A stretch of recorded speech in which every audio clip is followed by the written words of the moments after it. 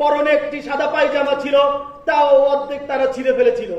আমার শরীরে আর কোনো পোশাক ছিল না। তারা এমন নির্মম অত্যাচার আমার উপরে করে। এবং কি তারা আমাদেরকে যখন কেন্দ্রীয় জেলখানায় পাঠায়, তারা আমাদেরকে নিম্ন পর্যায়ে একটু ট্রিটমেন্ট পর্যন্ত করে নাই আমাদের জেলখানার ভিতরে। তুমি কওমি মাদ্রাসায় পড়ো, তুমি জঙ্গি থেকে এই জুলাই আন্দোলনে অংশগ্রহণ করেছো।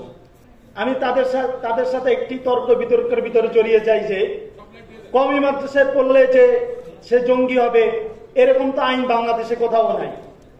যে দেশে 82% মুসলমানের দেশ, সে দেশে ইসলাম শিক্ষা করা একটি ফরজিয়াতের কাজ।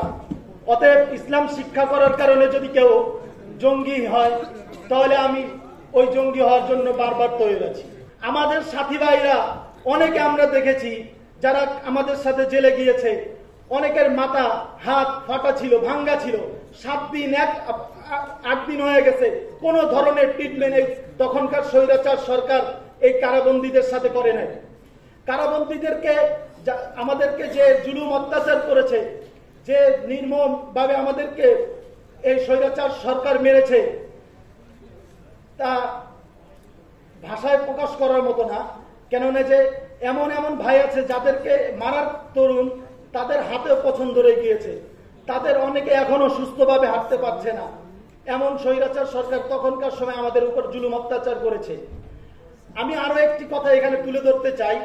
যখন আমাকে মতিঝিল থানায় পুলিশরা গ্রেফতার করে, তারা বুঝলাম তারা সরকারি প্রশাসন, তারা আমাকে জঙ্গি হিসাবে মেরেছে, আমি তা মেনে নিলাম। কিন্তু যুবলীগ ছাত্রলীগ কিভাবে আমার গায়ে হাত তুলে, তখনকার সরকারের যুবলীগ ছাত্রলীগ এই তখনকার সময়ের প্রশাসনের সাথে মিলে আমার উপর টর্চার করে, অত্যাচার করে। এবং কি আমাকে যখন গাড়িতে তুলে, তখন যুবলীগের একটি নেতা মতিঝিল থানার এরকম একটি রামদানি আমাকে কোপ দেওয়ার জন্য আসে। তখন পুলিশ বলে আপনি থানায় আসেন, তার সাথে থানায় এসে বোঝাপড়া তৈরি। তখনকার প্রশাসন, তখনকার সময়ের স্বৈরাচারের যে যুবলীগ ছাত্রলীগের পোলাপানদেরকে দাওয়াত দেয় আমাকে মারার জন্য থানায়।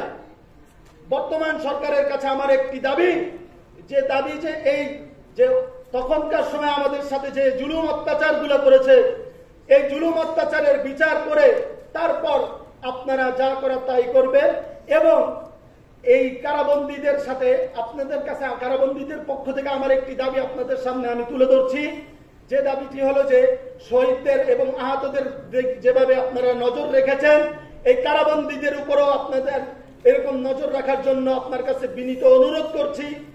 এবং আমার যে অনুরোধটি হলো যে এই কারাবন্দীদের জন্য একটি গেজেট পেশ করার জন্য আমি আপনাদের কাছে অনুরোধ জানাচ্ছি।